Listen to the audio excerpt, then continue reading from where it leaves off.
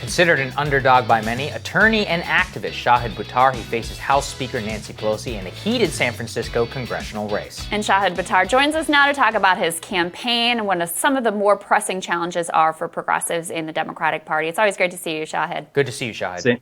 Same, Crystal. Sagar, thanks for having me. Yes. Just give us a little bit of a campaign update and lay of the land here to start with. Yeah, we're sprinting into the finish line. We've made almost 500,000 phone calls. We've sent 750,000 text messages. We're on the street every day on the weekends, connecting with voters and looking forward to the results next week. I've heard countless numbers of times from people that I just voted for you or I'm about to vote for you. That's been very encouraging.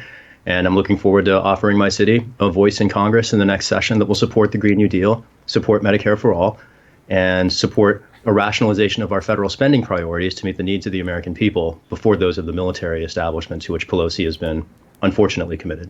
And Shahid, one thing I would like to get with you, we've been so focused here on this show, is about how Nancy Pelosi has conducted herself during these stimulus negotiations. How would you have handled this otherwise? Can the city of San Francisco survive now a coming winter with no stimulus? You know, San Francisco and many parts of it were struggling long before this pandemic. We are a city of haves and very profoundly prolific have-nots. And even before the challenges that the pandemic has wrought, many people were struggling with hunger, as many people were struggling with eviction. Those problems are sweeping the country, not just San Francisco. And the speaker's unwillingness to accept a stimulus deal that was 3 times what passed in the Obama administration after the 2008 financial crisis seems to me to be a privilege of politics over the needs of the American people. It's entirely consistent with her pattern of rhetoric before reality and rhetoric diverging from reality. And it amazes me, frankly, that she's gotten away with it.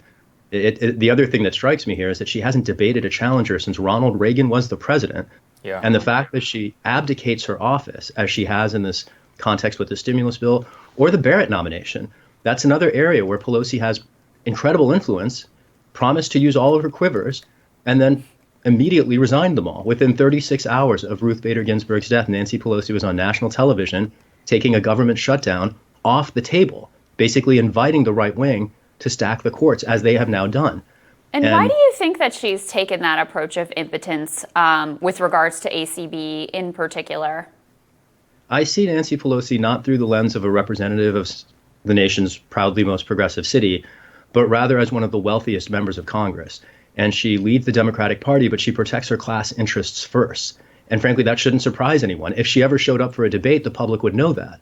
But precisely because she has never debated anyone, and no reporter anywhere has ever asked her why, which is a failing not of the incumbent, but unfortunately the press corps, not you all, but just other reporters who have an opportunity to ask her hard questions.